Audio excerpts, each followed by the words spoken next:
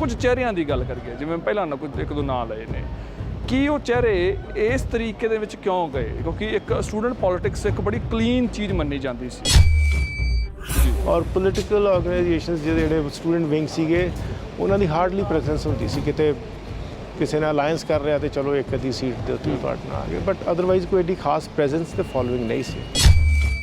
Student elections ਮਹਿੰਗੇ ਹੋ ਗਏ, ਪੈਸੇ ਦਾ ਦਖਲ ਜ਼ਿਆਦਾ ਹੋ ਥੋੜਾ ਜਿਹਾ ਗਨ ਕਲਚਰ ਵੀ ਮੈਨੂੰ ਲੱਗਦਾ ਉਦੋਂ ਵਧਣਾ ਸ਼ੁਰੂ ਹੋ ਗਿਆ। ਕਹਿ ਸਕਦੇ ਹਾਂ ਵੀ ਉਹਦੇ 'ਚ ਪੈਸੇ ਦੀ ਇਨਵੋਲਵਮੈਂਟ ਹੈ, ਫਿਰ ਉਹਦੇ ਨਾਲ ਜਿਹੜਾ ਹੈਗਾ ਉਹ ਸਾਰਾ ਕੰਮ ਥੋੜ੍ਹਾ ਜਿਹਾ ਗੰਦਲਾ ਹੋਇਆ ਹੈਗਾ।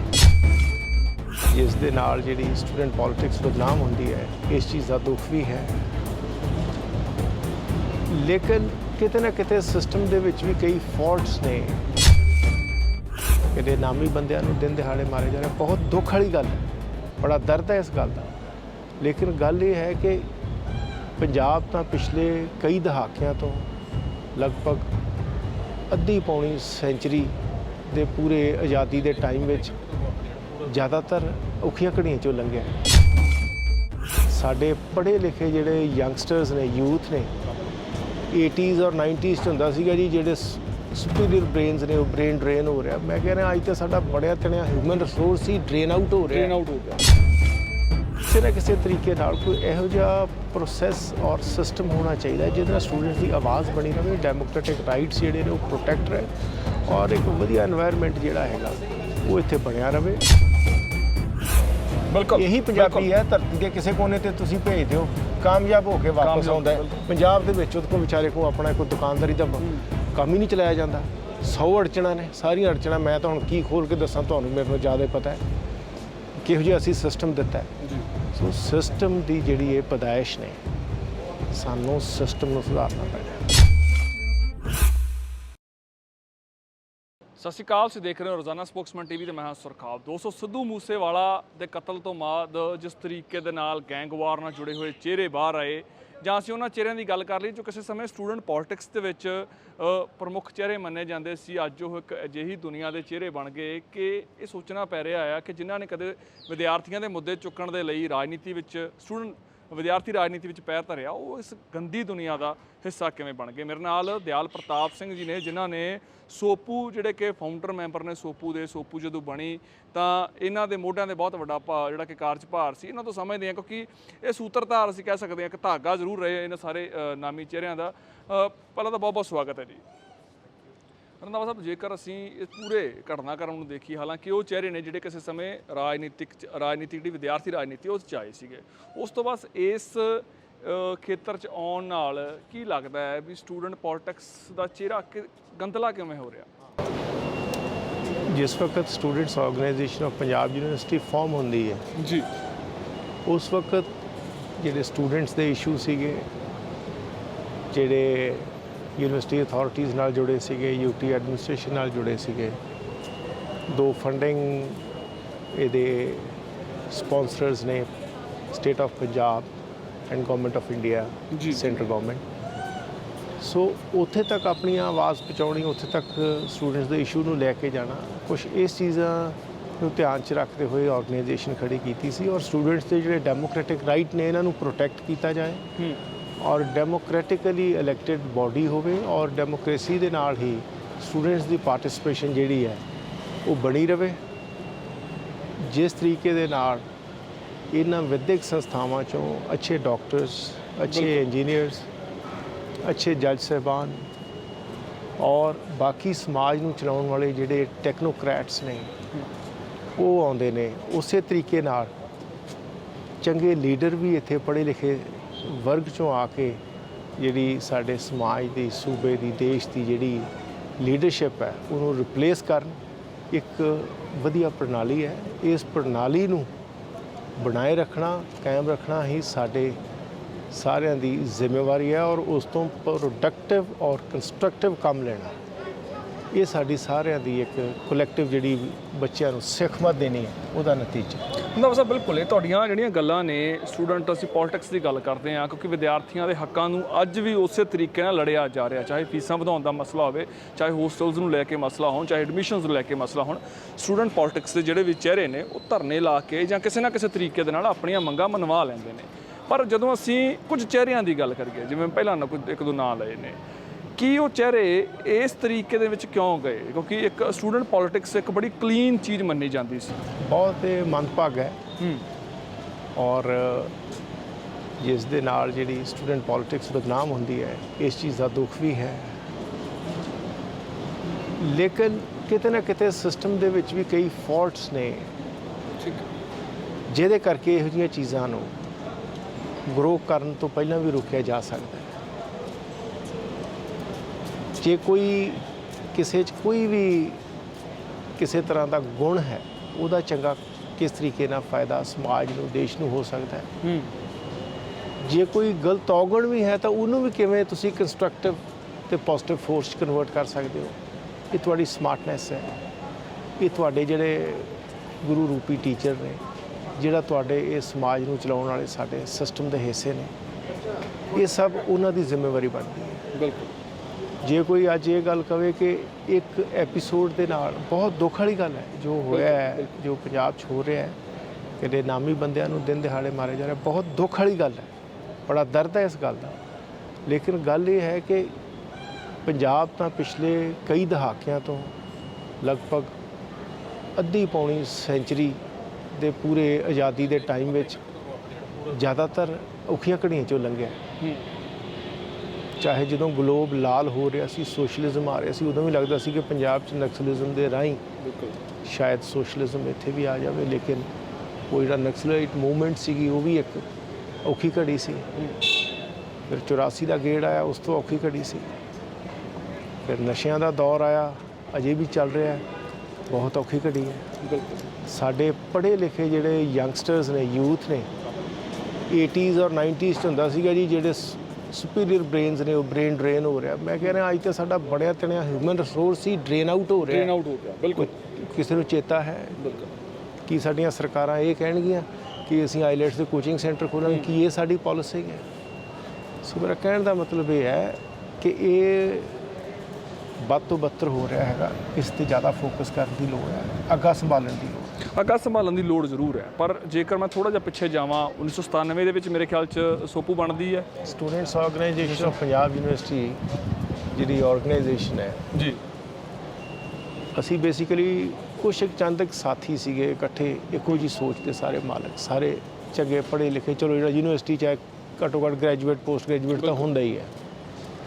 ਮੈਂ ਸਾਡੇ ਸਾਥੀ ਨੇ ਸਭ ਇਸ ਵੇਲੇ ਆਪੋ ਆਪਣੀ ਜਗ੍ਹਾ 'ਤੇ ਬਹੁਤ ਅੱਛੇ ਤਰੀਕੇ ਨਾਲ ਕੰਮਕਾਜ ਕਰ ਰਹੇ ਨੇ ਲਾਈਫ ਦੇ ਵਿੱਚ। ਜੇ ਮੈਂ ਆਪਣੇ ਨਾਲ ਦੀ ਗੱਲ ਕਰਾਂ, ਜਿਹੜੇ ਮਿਸਟਰ ਬਲਜਿੰਦਰ ਸਿੰਘ ਸੰਘਾ ਸੀਗੇ, ਪਰਮਪ੍ਰੀਤ ਸਿੰਘ ਬਰਾੜ, ਅਜੇਪਾਲ ਸਿੰਘ ਗਿੱਲ, ਜੀ ਜੀ, ਆਪਣਾ ਹਰਿੰਦਰਪਾਲ ਸਿੰਘ ਭੁੱਲਰ ਔਰ ਹਰਪ੍ਰੀਤ ਸਿੰਘ ਬਰਾੜ ਔਰ ਜੋਧਵੀਰ ਸਿੰਘ ਵਿਰਕ। ਸੋ ਇਸ ਤਰ੍ਹਾਂ ਕਾਫੀ ਸਾਡੇ ਪੁਰਾਣੇ ਸਾਥੀ ਨੇ, ਉਹ ਆਪੋ ਆਪਣੇ ਫੀਲਡ 'ਚ ਬੈਠੇ ਅੱਛੇ ਪੋਜ਼ਿਟਿਵਲੀ ਹਰ ਕੰਮ ਕਰ ਰਹੇ ਨੇ। ਲੇਕਿਨ ਅਸੀਂ ਇੱਕ ਸੋਚ ਲੈ ਕੇ ਚੱਲੇ ਸੀਗੇ ਵੀ ਕਿਸੇ ਨਾ ਕਿਸੇ ਤਰੀਕੇ ਨਾਲ ਕੋਈ ਇਹੋ ਜਿਹਾ ਪ੍ਰੋਸੈਸ ਔਰ ਸਿਸਟਮ ਹੋਣਾ ਚਾਹੀਦਾ ਜਿਹਦੇ ਨਾਲ ਸਟੂਡੈਂਟਸ ਦੀ ਆਵਾਜ਼ ਬਣੀ ਰਹੇ, ਡੈਮੋਕ੍ਰੈਟਿਕ ਰਾਈਟਸ ਜਿਹੜੇ ਨੇ ਉਹ ਪ੍ਰੋਟੈਕਟ ਰਹੇ ਔਰ ਇੱਕ ਵਧੀਆ এনवायरमेंट ਜਿਹੜਾ ਹੈਗਾ ਉਹ ਇੱਥੇ ਬਣਿਆ ਰਹੇ ਔਰ ਇੱਕ ਸਿੱਖਮਤ ਦਾ ਤਰੀਕਾ ਹੋਵੇ ਕਿ ਪੋਲਿਟਿਕਸ ਨੂੰ, ਸਟੂਡੈਂਟ ਪੋਲਿਟਿਕਸ ਨੂੰ ਗਲਤ ਨਿਗਾਹ ਨਾਲ ਨਾ ਦੇਖਿਆ ਜਾਵੇ। ਬਿਲਕੁਲ, ਇਹ ਬਹੁਤ ਜ਼ਰੂਰੀ ਸੀ।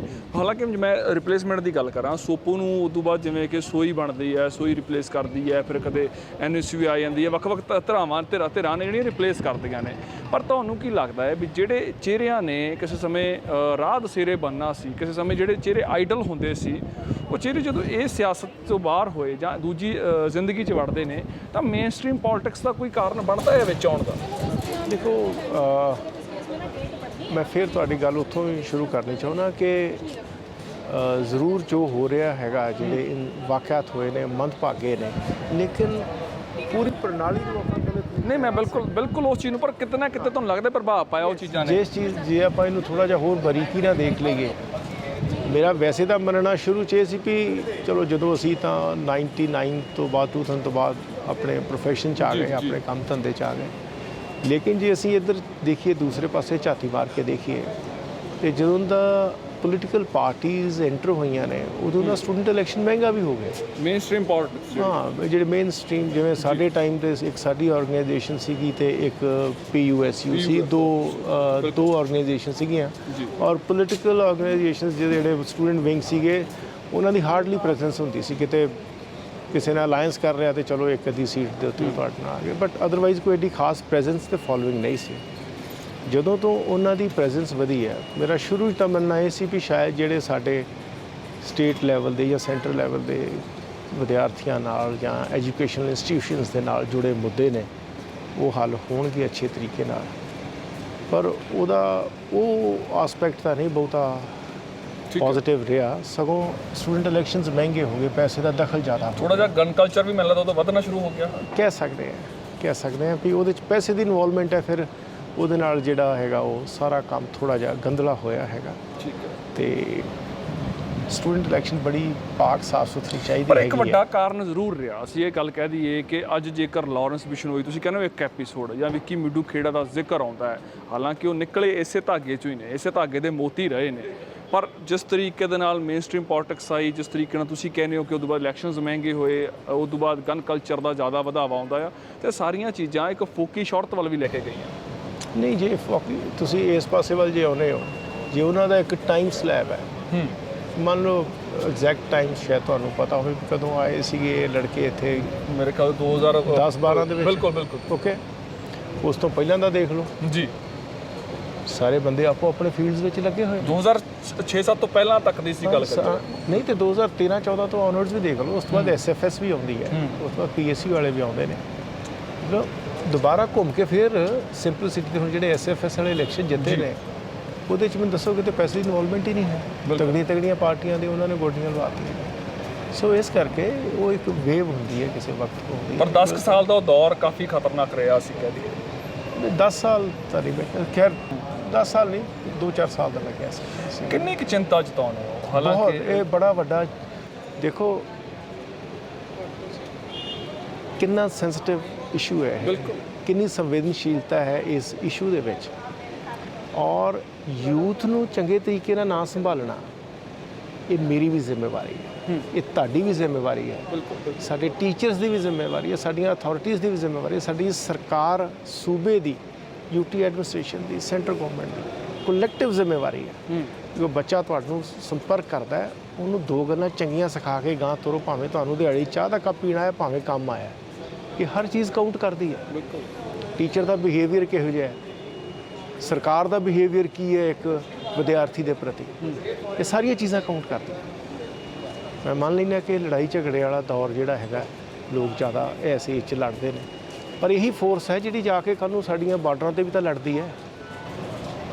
ਬਿਲਕੁਲ, ਇਹੀ ਪੰਜਾਬੀ ਹੈ, ਧਰਤੀ ਦੇ ਕਿਸੇ ਕੋਨੇ 'ਤੇ ਤੁਸੀਂ ਭੇਜ ਦਿਓ, ਕਾਮਯਾਬ ਹੋ ਕੇ ਵਾਪਸ ਆਉਂਦਾ ਹੈ। ਪੰਜਾਬ ਦੇ ਵਿੱਚ ਉਹਦੇ ਕੋਲ ਵਿਚਾਰੇ ਕੋਲ ਆਪਣਾ ਕੋਈ ਦੁਕਾਨਦਾਰੀ ਦਾ ਕੰਮ ਹੀ ਨਹੀਂ ਚਲਾਇਆ ਜਾਂਦਾ। 100 ਅੜਚਣਾਂ ਨੇ, ਸਾਰੀਆਂ ਅੜਚਣਾਂ ਮੈਂ ਤਾਂ ਹੁਣ ਕੀ ਖੋਲ੍ਹ ਕੇ ਦੱਸਾਂ ਤੁਹਾਨੂੰ, ਮੇਰੇ ਨੂੰ ਜ਼ਿਆਦਾ ਪਤਾ ਹੈ ਕਿਹੋ ਜਿਹਾ ਅਸੀਂ ਸਿਸਟਮ ਦਿੱਤਾ ਹੈ। ਸੋ ਸਿਸਟਮ ਦੀ ਜਿਹੜੀ ਇਹ ਪੈਦਾਇਸ਼ ਨੇ, ਸਾਨੂੰ ਸਿਸਟਮ ਨੂੰ ਸੁਧਾਰਨਾ ਪੈਣਾ। ਦੱਸੋ, ਸਿਸਟਮ ਨੂੰ ਸੁਧਾਰਨਾ ਪੈਣਾ, ਪਰ ਉਦੋਂ ਪਹਿਲਾਂ ਅਸੀਂ ਮੇਨ ਸਟ੍ਰੀਮ ਪੋਲਿਟਿਕਸ ਨੂੰ ਬਾਹਰ ਕਰਨਾ ਪੈਣਾ। ਅਸੀਂ ਕਹਿ ਦਈਏ ਸਟੂਡੈਂਟ ਪੋਲਿਟਿਕਸ ਨੂੰ ਜਾਂ ਸਟੂਡੈਂਟਸ ਨੂੰ ਮੈਂ ਇਹ ਵੀ ਨਹੀਂ ਕਹਿੰਦਾ ਬਾਹਰ ਕਰਨਾ ਪੈਣਾ, ਮੈਂ ਤਾਂ ਇਹ ਕਹਿੰਦਾ ਜਿਹੜਾ ਪਾਰਟੀ ਦਾ ਲੀਡਰ ਹੈ, ਜਿਹੜੀ ਵੀ ਪੋਲੀਟੀਕਲ ਪਾਰਟੀ ਦਾ ਸਟੂਡੈਂਟ ਵਿੰਗ ਹੈ, ਉਸ ਪਾਰਟੀ ਦੇ ਪ੍ਰਧਾਨ ਨੂੰ ਇੰਨੀ ਅਕਲ ਹੋਣੀ ਚਾਹੀਦੀ ਹੈ ਕਿ ਮੈਂ ਇਸ ਵਿਦਿਅਕ ਸੰਸਥਾ ਦੇ ਵਿੱਚ ਆਪਣਾ ਬਾਹਰ ਦੀ ਪੋਲਿਟਿਕਸ ਦਾ ਗੰਦ ਨਾ ਪਾਣਾ।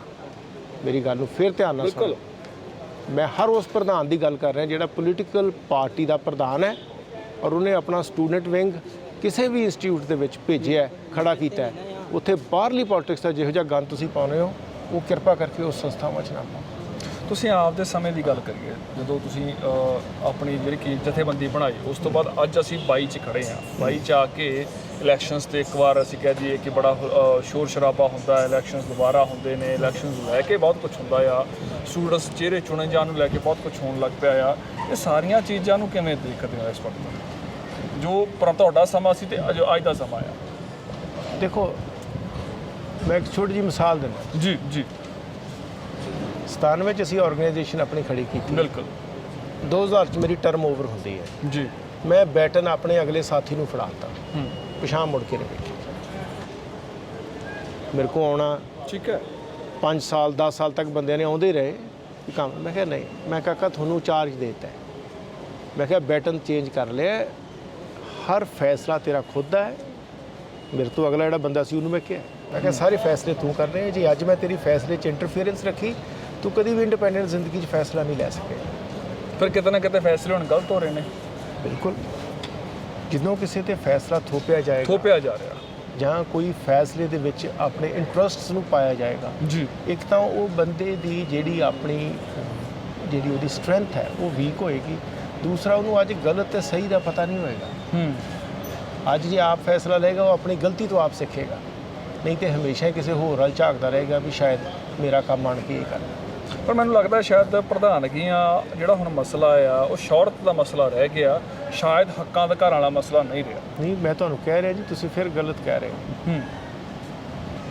ਪਿਛਲੇ 5 ਸਾਲ ਦੀ ਰਾਜਨੀਤੀ ਵੇਖੋ, ਬਿਲਕੁਲ ਫਰਕ ਪਿਆ ਹੋਇਆ। ਚਲੋ 2 ਸਾਲ ਤੇ ਕਰੋਨਾ 'ਚ ਨਿਕਲ ਗਏ, ਉਸ ਤੋਂ ਪਹਿਲੇ ਤੁਸੀਂ ਇਲੈਕਸ਼ਨ ਵੇਖੋ, ਫਰਕ ਪਿਆ ਹੋਇਆ। ਫਰਕ ਪਿਆ। ਸਟੂਡੈਂਟਸ ਨੇ ਨਕਾਰਿਆ ਹੈ ਉਹ ਜਿਹੜੇ ਗਲੈਮਰਸ ਪੋਲਿਟਿਕਸ ਵਾਲਾ ਕਨਸੈਪਟ, ਉਹਨੂੰ ਨਕਾਰਿਆ, ਪੈਸੇ ਨੂੰ ਨਕਾਰਿਆ। ਸਧਾਰਨ ਬੱਚਿਆਂ ਨੇ, ਜਿਵੇਂ ਸਾਡੇ ਵਕਤ ਸੀਗਾ ਕਿ ਮੈਨੂੰ ਤਾਂ ਪਤਾ ਨਹੀਂ ਸੀ ਹੁੰਦਾ ਕਿ ਮੇਰੇ ਇਲੈਕਸ਼ਨ ਦੇ ਵਿੱਚ ਜਿਹੜਾ ਵੀ 10 20 50 ਹਜ਼ਾਰ ਖਰਚਾ ਹੋਣਾ, ਮੇਰੇ ਯਾਰਾਂ ਦੋਸਤਾਂ ਨੇ ਕਰ ਦੇਣਾ। ਠੀਕ ਹੈ, ਕਿਸੇ ਨੇ 100 ਰੁਪਏ ਪਾਇਆ, ਕਿਸੇ ਨੇ 200 ਪਾਇਆ, ਕਿਸੇ ਨੇ 500 ਪਾਇਆ, ਇਕੱਠਾ ਕਰਕੇ ਇਲੈਕਸ਼ਨ ਲੜ ਕੇ ਮੇਰੀ ਜੇਬ 'ਚ ਉਹੀ 100-50 ਰੁਪਈਆ ਹੁੰਦਾ ਤੇ ਇਲੈਕਸ਼ਨ ਜਿੱਤ ਜਾਈਦਾ ਸੀ। ਹੁਣ ਜਿਹੜਾ ਕਰੋੜਾਂ ਰੁਪਏ ਇਲੈਕਸ਼ਨ ਦੇ ਲੱਗ ਰਿਹਾ ਹੈ, ਸੋ ਮੈਂ ਕਹਿ ਰਿਹਾ ਉਹ ਚੀਜ਼ ਫਿਰ ਦੁਬਾਰਾ ਹੋਈ ਹੈ, ਪਿਛਲੇ 3-4 ਸਾਲ ਦੇ ਦੌਰਾਨ ਹੀ ਹੋਈ ਹੈ। ਤੁਸੀਂ ਝਾਕ ਕੇ ਦੇਖੋ। ਰੰਧਾਵਾ ਸਾਹਿਬ, ਆਖਰੀ ਸਵਾਲ ਮੇਰਾ, ਇਹ ਆਖਰੀ ਸਵਾਲ ਆ, ਹਥਿਆਰ ਖੋ ਕੇ ਜੇ ਅਸੀਂ ਪਹਿਲਾਂ ਵਾਲੀ ਸੋਚ, ਕਿਤਾਬਾਂ ਫੜਾਉਣ ਵਾਲੀ ਸੋਚ ਤੇ ਆ ਜਾਈਏ ਤਾਂ ਕੀ ਲੱਗਦਾ ਹੈ? ਕਿਉਂਕਿ ਹਥਿਆਰ ਆਉਣਾ, ਯੂਨੀਵਰਸਿਟੀਆਂ 'ਚ ਹਥਿਆਰ ਵੜਨੇ ਇੱਕ ਬਹੁਤ ਵੱਡਾ ਵਿਸ਼ਾ ਆ। ਹਾਲਾਂਕਿ ਇਸ ਨੂੰ ਲੈ ਕੇ ਤੁਹਾਡੇ ਵਰਗੇ ਹਸਤੀਆਂ ਨੇ ਸਮੇਂ-ਸਮੇਂ 'ਤੇ ਉਜਾਗਰ ਜ਼ਰੂਰ ਕੀਤਾ ਆ ਕਿ ਹਥਿਆਰ ਵਿਦਿਆਰਥੀ ਵਰਗ ਦਾ ਹਿੱਸਾ ਨਹੀਂ ਹੈ। ਇਸ ਟਾਈਮ ਕਿਤਾਬਾਂ ਵਿਦਿਆਰਥੀ ਵਰਗ ਦਾ ਹਿੱਸਾ ਨੇ, ਪਰ ਅੱਜ ਸ਼ਾਇਦ ਲੱਗਦਾ ਆ ਵੀ ਉਹ ਕਿਤਾਬੀ ਪੰਨਿਆਂ 'ਤੇ ਹਥਿਆਰ ਜਾਂ ਗੋਲੀਆਂ ਇੱਦਾਂ ਚੀਜ਼ਾਂ ਜ਼ਿਆਦਾ ਪ੍ਰਭਾਵਿਤ। ਮੇਰੀਆਂ ਕਿਤਾਬਾਂ ਨਹੀਂ, ਮੈਂ ਤਾਂ ਕਹੂੰਗਾ ਹਰ ਵਿਦਿਆਰਥੀ ਨੂੰ, ਚਾਹੇ ਸਕੂਲ ਦਾ, ਕਾਲਜ ਦਾ, ਯੂਨੀਵਰਸਿਟੀ ਦਾ, ਮੇਰੀ ਅਪੀਲ ਹੈ ਕਿ ਚੰਗੇ ਨਾਗਰਿਕ ਬਣਨ ਲਈ ਜਿਹੜੀਆਂ ਵੀ ਚੀਜ਼ਾਂ ਕਰਨ ਦੀ ਲੋੜ ਆ। ਟੀਚਰ ਦੀ ਰਿਸਪੈਕਟ ਜੀ, ਕਿਉਂਕਿ ਟੀਚਰ ਨੇ ਤੇ ਕੋਈ ਚੀਜ਼ ਮੁੱਲ ਨਹੀਂ ਜੇ ਦੇਣੀ। ਬਿਲਕੁਲ, ਟੀਚਰ ਨੇ ਤਾਂ ਫ੍ਰੀ ਆਫ ਕਾਸਟ ਦੇਣੀ। ਬਿਲਕੁਲ ਬਿਲਕੁਲ, ਭਾਂਡਾ ਇਹ ਕਰ ਲਓ, ਉਹਨੇ ਪਾਈ ਜਾਣਾ। ਮੁੜ ਕੇ ਆ ਜਾਓ ਅਗਲੀ ਗੱਲ, ਚੰਗੀ ਸਿਹਤ ਵੀ ਹੋਣੀ ਚਾਹੀਦੀ ਹੈ। ਸਪੋਰਟਸ ਵੀ ਇਕੁਅਲੀ ਇੰਪੋਰਟੈਂਟ ਹੈ। ਤੁਹਾਡੀ ਫਿਜ਼ੀਕਲ ਹੈਲਥ, ਮੈਂਟਲ ਹੈਲਥ, ਇਹ ਦੋਨਾਂ ਨੂੰ ਸਾਥ ਸਹੀ ਤਰੀਕੇ ਨਾਲ ਚੰਗਾ ਸ਼ਹਿਰੀ ਬਣ ਕੇ ਜਾਓ ਯਾਰ। ਬਹੁਤੇ ਪੈਸੇ ਵੀ ਕਿਸੇ ਕੰਮ ਨਹੀਂ ਆਉਣੇ, ਠੀਕ ਹੈ। ਬਹੁਤੀ ਗਰੀਬੀ ਵਿੱਚ ਵੀ ਤੁਸੀਂ ਤੁਰ ਵੀ ਨਹੀਂ ਸਕਦੇ। ਜੀ ਜੀ ਜੀ, ਮਨ ਬੰਨ੍ਹਣਾ ਪੈਣਾ, ਸਾਧਣਾ ਪੈਣਾ ਕਿਤੇ ਨਾ ਕਿਤੇ। ਜਿਹੜਾ ਬਾਬੇ ਨਾਨਕ ਨੇ 10 ਦੀ ਕਿਰਤ ਕਰਨ ਦਾ ਦੱਸਿਆ ਨਾ ਤਰੀਕਾ, ਔਰ ਇਨਸਾਨੀਅਤ ਵਾਲਾ, ਬਸ ਉਹ ਲਾਗੂ ਹੋ ਜਾਵੇ ਤੇ ਅੱਛੀ ਗੱਲ ਹੈ। ਸ਼ੁਕਰੀਆ ਸਰ, ਬਹੁਤ ਬਹੁਤ ਥੈਂਕ ਯੂ।